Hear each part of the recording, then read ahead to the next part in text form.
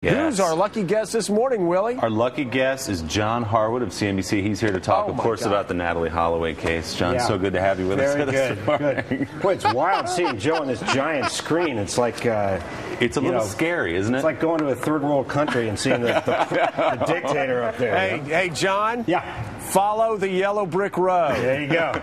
Yeah, he does look a little Maoist there, doesn't he? All right, John, we're looking at these a report this morning in the LA Times about Hillary Clinton counterpunching with Barack Obama, and maybe it's because of that new Washington Post poll that shows Obama pulled ahead a little bit. She's putting more staff into Iowa. Is her campaign in a panic at all?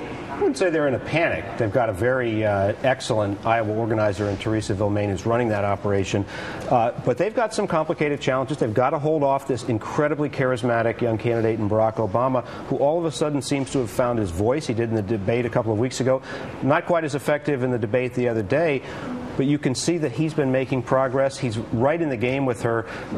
John Edwards could end up being Hillary Clinton's friend by splitting some of that anti-Hillary vote. She needs to win Iowa to lock down this race. If not, we've got we're going to extend it a few more weeks and have some fun with it. It seems we in the news are following now this narrative that Obama has now taken over Hillary. He's overcome this inevitability question. What has he done specifically, though, to change? Well, it's hard. In any campaign, they do 100 things, and 5 of them work, but you don't know which 5 they work.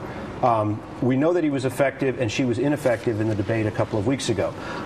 We also know that Barack Obama has great appeal on the stump, that he's got a good organization in Iowa.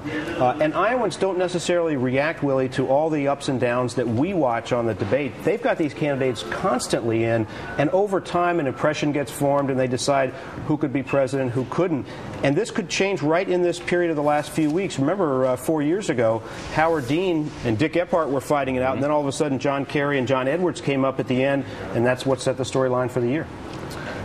You know, John, the storyline, though, coming out of these new polls has to be the fact that Hillary Clinton's numbers, when you talk about personal attributes, when you talk about trust, when you talk about likability, they are pretty much set at a certain stage. It seems to me that Hillary Clinton, if you look at the poll numbers, is not going to be able to ever break 50%. The only way she wins is by taking down her opponent.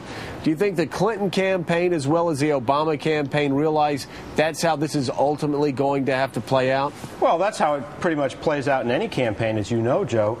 But look, Hillary Clinton also has personal attributes that are set on the dimensions of strength and leadership and experience, and that's something that's very powerful. You know, what are the dimensions? She's got a problem on trust, and this is something that Edwards and Obama have been trying to exploit. On the other hand, if she's seen as the strongest person in the field, and she is right now, that's not bad if you're trying to become the first woman president.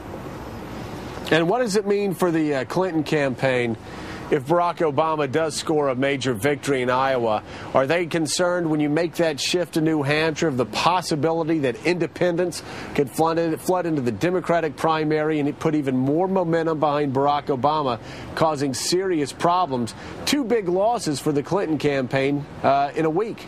Absolutely. She's got a huge problem if Barack Obama beats her in Iowa.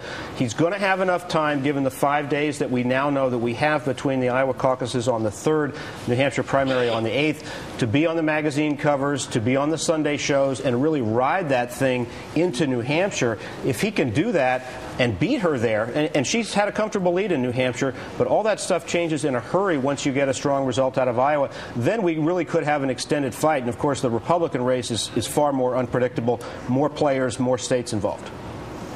It is far more unpredictable, but right now, Mitt Romney is pulling ahead in the latest poll. Rudy Giuliani slipping Fred Thompson. Talk about hitting an iceberg from 15 to 4%. He was doing better when he wasn't running. If Romney wins in Iowa, the poll suggests right now he just may do that. Wins in New Hampshire, the poll suggests now he may do it. The Supreme Court in Michigan's decided that they're going to be the 3rd state. That's basically his home state. How do these other candidates, especially Rudy Giuliani, survive all the magazine covers and 3 weeks of momentum when Pat Buchanan says every one of those weeks is worth $50 million of free publicity? If you have Romney wins Iowa, Romney wins New Hampshire, Romney wins Michigan, what does that leave for Giuliani? Not much. Look, if Romney sweeps those first 3 states and there's no sort of competing momentum candidate, I think Rudy Giuliani's got very, very big problems. I would not expect his Florida lead to hold, which is the state that comes after Michigan. And on February 2nd, he's going to have big problems, too. He needs a split verdict is what Rudy Giuliani needs in these first couple of states so that there's no one candidate with a head of steam who could take him out. And unfortunately for Giuliani, Fred Thompson, his cratering is creating a bit of a problem because that removes another guy who could compete and help prop up Giuliani by splitting the vote of others. John, do you think the Giuliani campaign is rethinking that strategy? They're not blowing off Iowa and New Hampshire, but to sort of focus on later states? Giuliani, like Hillary Clinton, pouring more resources in, advertising, things like that. Are they having second thoughts about the way they've approached this? Well, I think they know. I mean, it's all relative. They know that their greatest strength is in that big February 5th contest, and in some of the larger states where the reputation that he brought into the race is his greatest asset. So how do you manage a campaign so you avoid eroding that asset coming in? Doesn't mean you have to win Iowa, but you can't get slaughtered in Iowa. The same with New Hampshire. He doesn't have to win New Hampshire, but if you have a situation where he comes in 5th in Iowa and comes in 4th in New Hampshire, that's pretty lame. He's limping when he goes south from there. Go ahead. I wanted to ask you a bit about the third party, possibly. Last night on Nightly News, there was a big story on the Christian conservatives, evangelical Christians who are still very unhappy with their options. And then we're also hearing that Bloomberg is beefing up on his foreign policy. Is it that much unhappiness out there? And is it too late in the game? We're 1,000 hours before the Iowa caucuses. We're counting it by hours that a third party candidate could come out of the wings and rise from the smoke. Depends on who the third-party candidate is. It's not too late for Mike Bloomberg because he can write a check for everything he needs to do to get on the ballots in those 50 states. Interestingly, we've asked about this, Tamron, in our Wall Street Journal NBC poll and shown that if you have a pro-life, conservative, independent candidacy, that, of course, hurts the Republican big time by taking a lot of those conservative votes, helps Hillary Clinton if she's the Democratic nominee. But if you put Bloomberg on the ballot, also helps the Democrat. Why is that? Businessman.